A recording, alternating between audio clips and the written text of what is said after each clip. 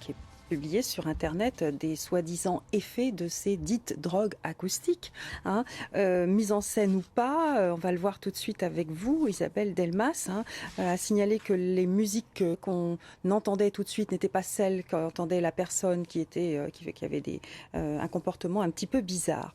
Alors on sait que la musique, Isabelle, peut faire beaucoup de bien. Est-ce qu'elle peut faire du mal? C'est ce qu'on va voir aujourd'hui avec cette promesse, entre guillemets, de drogue acoustique.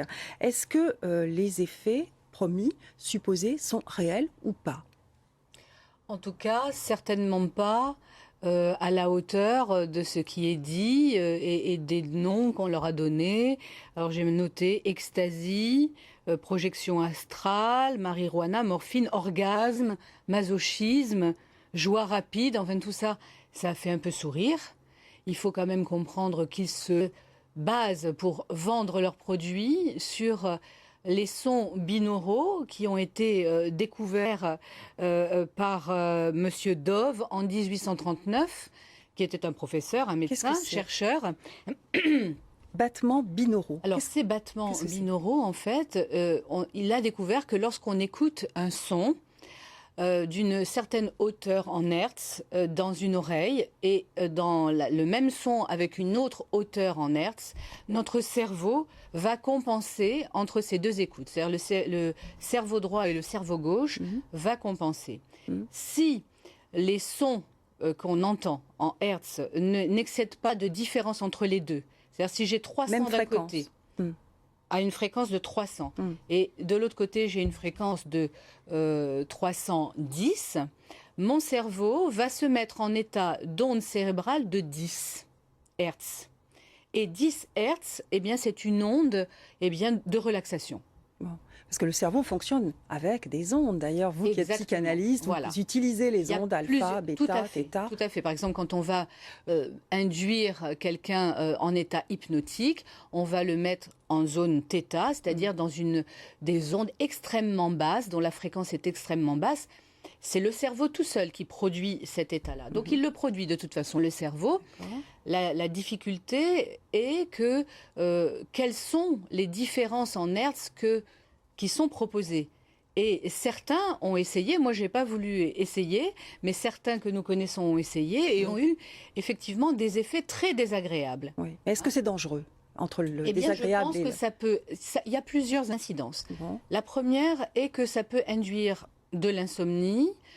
D'après Brigitte Forgeot, qui est une psychologue chercheuse et qui a en association avec Anthony Morlot de la faculté de Lorraine a recherché ça. Ça peut donc induire des insomnies, des angoisses pour ceux qui sont plus fragiles, évidemment. On parle de ceux qui sont un peu plus fragiles.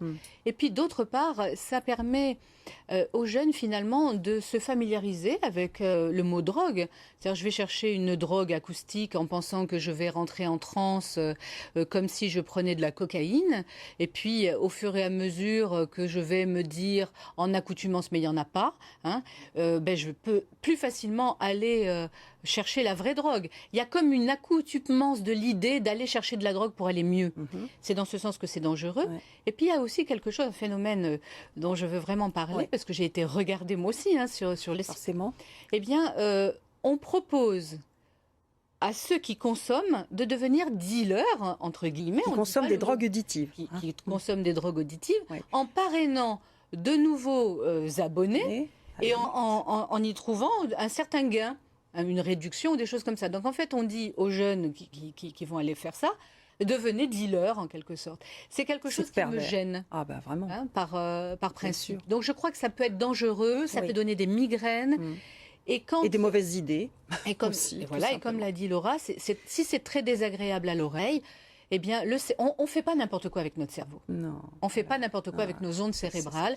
Et ça peut faire mal. Et moi, je pense que ça peut être dangereux. Donc, il ne faut pas le faire. Voilà le message. Surtout, écoutez bien, pas de drogue auditive. Laura, ça a un coût. En plus, c'est pas donné.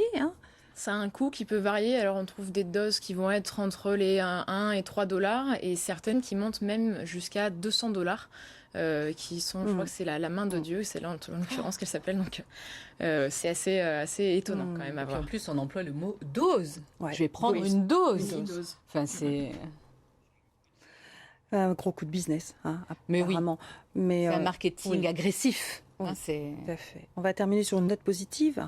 On va en parler dans les semaines qui viennent. Les sons émis à certaines fréquences modifient notre comportement, ça c'est sûr. Oui. Il y a eu des études faites sur les cris des baleines, vous savez peut-être, dont les cris modifient les protéines, ce qui leur donne une capacité d'auto-guérison. Vous savez ça? On sait que quand on met notre Là, c'est l'effet cerveau positif. en rythme alpha ou theta, eh bien, on a une meilleure concentration, une meilleure mémoire, on est plus disponible pour apprendre. Mais ça, on n'a pas besoin de ça pour le faire. Il suffit de se mettre en relaxation en écoutant une musique jolie musique qui nous met en relaxation. Il faut écouter son cerveau à soi. Et là, ça ira mieux. Oh, merci beaucoup à toutes les deux d'avoir fait cette recherche.